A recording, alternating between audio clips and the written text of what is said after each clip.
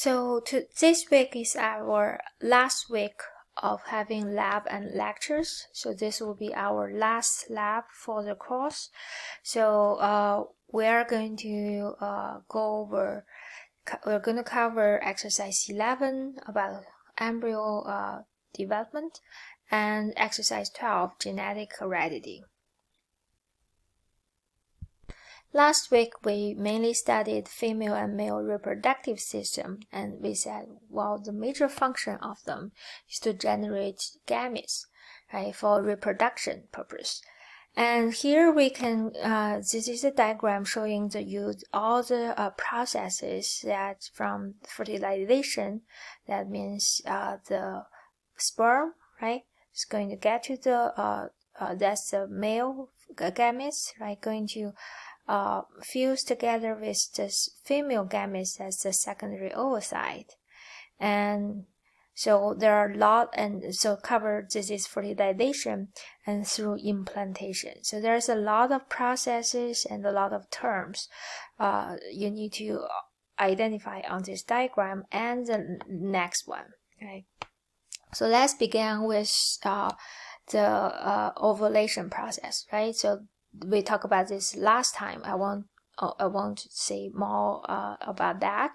But then ovulated secondary oocytes plus all those associated cells, right? It's not only secondary oocytes that's only here, the big cell here, but also it is surrounded by zona pellucida, right, that pale structure, and then a crown of cells, corona radiata, right?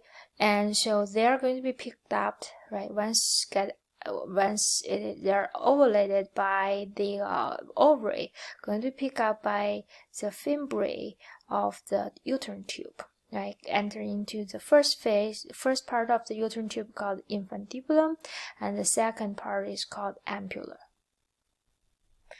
As oocytes travel in the uterine tube and travel towards the uterus, right? So this is a big cell, right? It takes a long time to travel, and so it takes so the oocytes have about 24 hours after it's ovulated, right? And before it's going to be degraded. To be able to, within that 24 hours window is when it's going to be fertilized. So for the sperm, and the sperm is going to travel a long way, sperm is going to ejaculate it, right, in the vagina. So it has to actually travel through the cervix and then uterus and the whole and most of the uterine tube, right? And then before it gets to ampulla is where most of the fertilization happens. And so the sperm has about 3 or 4 days that they are viable in the female body before so for them to be able to fertilize the egg. Then you're going to ask them how the sperm can know where to swim to.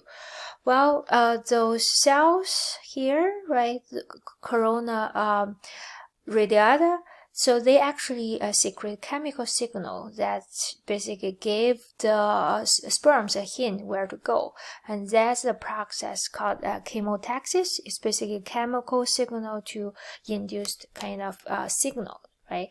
So the sperm is basically traveling towards where this chemotactic signal comes from, and that will be the the secondary oocytes. And so once the sperms get here, right, they meet at the ampulla, and the sperms, the first sperm that penetrates the zona pellucida, right, with the chemicals in its acrosome cap. And so that is going to deposit its nucleus into the oocyte. Okay, so when this happens, then two things happen immediately. First thing is this zona pellucida is going to harden to prevent another sperm coming in to fuse to deposit its nucleus to the oocyte. Secondarily, then this will be served as a signal for the secondary oocytes to finish meiosis II. remember my secondary oocyte is stuck in the metaphase of the second division of meiosis. So only when it's fertilized, right, by sperm, then it's going to finish meiosis 2, so to generate the secondary oocyte, polar body. See, this is the small cell here, is not the nucleus, it's actually a polar body. So now we have 2 polar bodies here, because one, right, is from the first phase of the meiosis, and the second, you get the second polar body from the second phase of the meiosis. Now, so oocytes have the secondary oocyte have finished the meiosis, right, and then become ovum, and this is the ovum prenucleus, and the sperm prenucleus going to fuse, and so you have haploid genetic material here, and another haploid of genetic materials then going to fuse together to generate zygote. Then zygote is diploid, because then it has pairs, homologous chromosomes again, right? Not just a single copy of the chromosome. And so this is basically what happens during fertilization. And then the second phase will be called cleavage. This is a term actually referred to then during this phase, the cells keep on dividing to 1 to become 2 to become 4, 4 become 8, 8 becomes 16, right? But then the size of the whole structure doesn't change. So essentially just the cells keep on dividing, but each cells get smaller and smaller until it's a solid ball inside of the zona pellucida. Right, that solid ball is called marula. Remember this term, right? Because that's the last stage of the cleavage. And that's here is they have a solid ball of cells, right? And then the zona pellucida becomes too small for them, and then this marula is going to get out, squeeze out of the zona pellucida, and then grow further. As you can see, as this happens, the whole zygote, actually, not zygote, but then now pre-embryo, right, continue to travel towards the uterus. So when it gets to the uterus, it's actually the cells are now become a hollowed ball structure, right, with some cells inside. So those two cells, those becomes 2 lineages of the cells. So the cells inside are called embryoblasts, because they are the cells eventually give rise to the embryo, and the cells make up those hollowed balls called blastocysts. They are called trophoblast. So together, this structure, right, this hollowed ball of hollow cells are called blastocyst. So it's made out of trophoblast and embryoblast. So the blastocyst is going to actually embed it into implant, right? This process is called implantation. It's basically this blastocyst is going to burrow down the endometrium, right? That's the innermost layer of the uterus. Burrow down the endometrium and then develop further. So that's basically seeding, almost like seeding a seed, right, in the soil, and that's why we call it implantation. And so for implantation to happen, you can see this the side of the blastocyst going to dig into the endometrium. Then the trophoblast going to develop into 2 kinds of trophoblast, right? The embryo blast is going to actually further develop then upon implantation. This whole process takes about 7 days, right? From the time of fertilization to the time implantation happens. Let's have a closer look of the implantation, right? Here we see the lumen of the uterus. Then on this side is the endometrium, and specifically it's the functional layer of the endometrium, right? Those are the uterine glands. So you can see the uterine glands are deep in the functional layer of the endometrium. So the blastocyst is going to attach first to the endometrium layer, and it's going to work its way into the endometrium layer until it is completely buried inside. In this process, the trophoblast, first going to develop into two kinds. So cytotrophoblasts is still the layer that's closer to the embryo blast, right? And this kind of almost like a shadow kind of structure called syncytial trophoblast. So the syncytial trophoblast is a layer of the trophoblast closer to the endometrium layer, right? Endometrium of the uterus. And as it buries in, and then the embryoblast is going to develop further. So it's going to first make this biolaminar germinal disc. So it's basically make a two-layer like disc that's going to develop into the embryo. And so this two layers of the cell sits in the middle, right, of the initial embryoblast. So divide the blastocyst into two halves. So one half of it is going to be called yolk sac. So it's color coded in yellow. So that's the yolk sac. Then the other side shaded in blue, right? That's a side called embryonic cavity. So the embryonic cavity meaning the space here, right? And so that's the cavity, embryonic cavity. And the two cell layers, the biolaminar germinal disc, right? These two cell layers, they're called hypoblast, which is the layer closer to the yolk sac, and the epiblast is the layer closer to the embryonic cavity. And finally, the cells, right, make up of the embryonic cavity, they are called amnion. Okay, so you can see that's day 7, day 8, day 9, right? So it takes a week for the fertilized egg and the pre-embryo to travel to the uterus, but then quickly, right, within a couple days, then the embryo is going to bury itself, the pre-embryo is going to bury itself, and also develop further. The blastocyst is going to develop into two basic cavities here, and the embryo is going to rise from basically these two layers, the biolaminar germinal disc.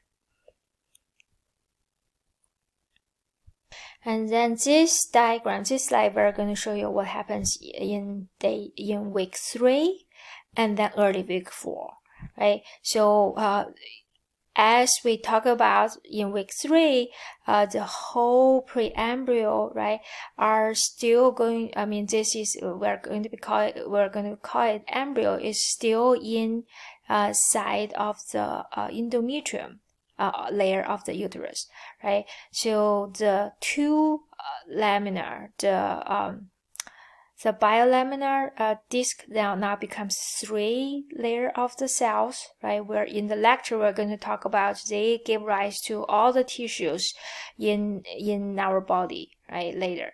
But those are just trilaminar discs now, and then you can still see the yolk sac and the amnion, right? Amnion and embryonic cavity, right, on either side of the embryo. So now we can call this 3-cellular embryo. And then together, this structure is connected, right, to the blastocyst, right? And this is going to be called chorion. So this structure. And the chorion and the embryo, right, are connected through this stalk called connecting stalk. And this is going to be developed into the umbilical cord in the future. And you'll also see a lot of kind of root-like structure growing out of chorion, right? So those are basically still from the embryo. Carrion is still from the embryo. But then is the finger-like or the root-like structure going to go deep into the functional layer of the endometrium, right? Then together the carrion and the functional layer of the endometrium is going to form placenta later. Okay, again, be familiar with all the structures shown in a diagram like this. You will be asked to label different, parts of it in the lab exam. Specifically, be familiar with those terms, right? What is amnion or amniotic cavity? How to label them? Which one is yolk sac, right? Remember, it's always the yolk sac going to be color coded in yellow. If you can't remember anything else, remember yolk sac is yellow, then the other one will be the amniotic cavity and then amnion. And the carrion is this structure that's actually going to go deep into the endometrium layer of the uterus. And so then this is early week 4. Roughly, you'll still see the same thing with in terms of the carrion or the still deep into the endometrium layer, right? The functional layer of the endometrium. And then because then it keeps on growing, right? Now it's going to grow out of the functional layer of the endometrium. And so you can see those roots or finger-like of the structure going to become more prominent on one side. That's the side that's still attached to the functional layer of the endometrium, and the other side is going to regress because this is the side going to actually grow out of the endometrium layer. Also, you can see the embryo start to change shape, right? This yolk sac becomes smaller. And then this is still early week 4. Let's look at late week 4. Now you can see the embryo becomes growing much bigger in size, right? Then it's going to come out of the endometrium layer of the uterus, right? So then you still have the carrion, right? The embryo is going to be surrounded by this layer called amnion, right? Because it's going to the embryo is going to fold into the amniotic cavity. Now it's going to be surrounded by the amniotic fluid, right? And going to be protected further by the amnion, that's the membrane. And the yolk sac becomes smaller, but mainly provides kind of nutrient, for the developing embryo, right? So then on the side of the embryo that facing the functional layer of the endometrium, you can see the further development of the carrion vellus, right? So the root-like of the structure is going to dig deeper and you have further branches coming out of it, and you can see the blood vessels developing inside, right? What are those blood vessels? Having a look of the chorionic vellus. Chorionic vellus are from the developing embryo, right? And then you can see the chorionic vellus here. So what's inside is the umbilical, umbilical artery and veins. Now, okay, the umbilical arteries and veins are for the blood supplies for the embryo, right?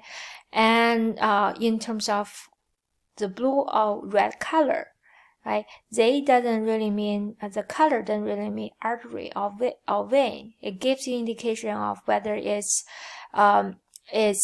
carries oxygenated blood or deoxygenated blood. If we look at the ones carrying oxygenated blood, that's the one going to go then to further into the embryo, right? To the developing, heart of the embryo.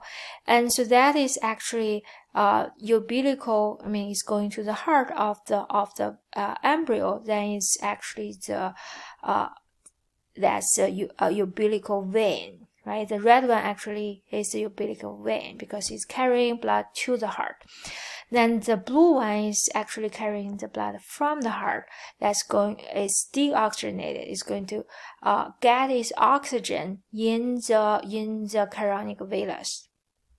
So this is another situation. You have the blue and red, right? The blue means the artery, umbilical artery, and the red means the umbilical vein. So that you have to remember that, you are going to be asked about it, right?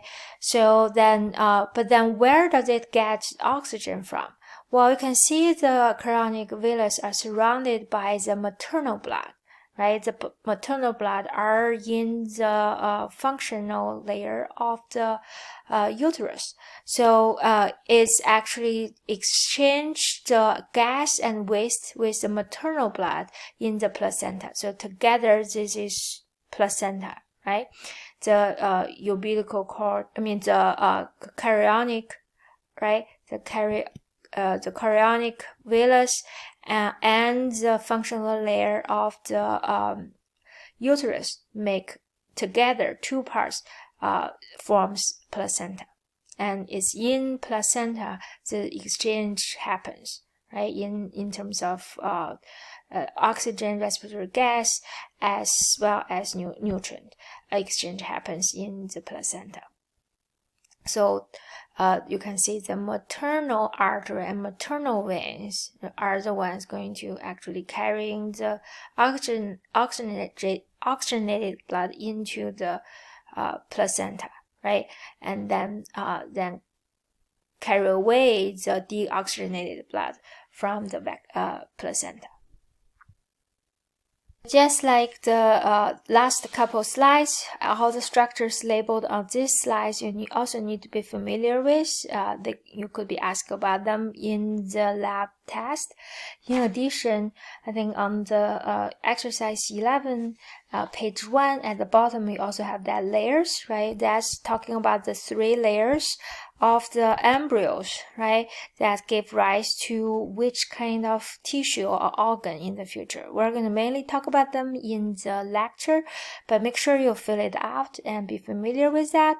You could be seeing that questions about it in the lab exam as well as in the lecture exam, actually both.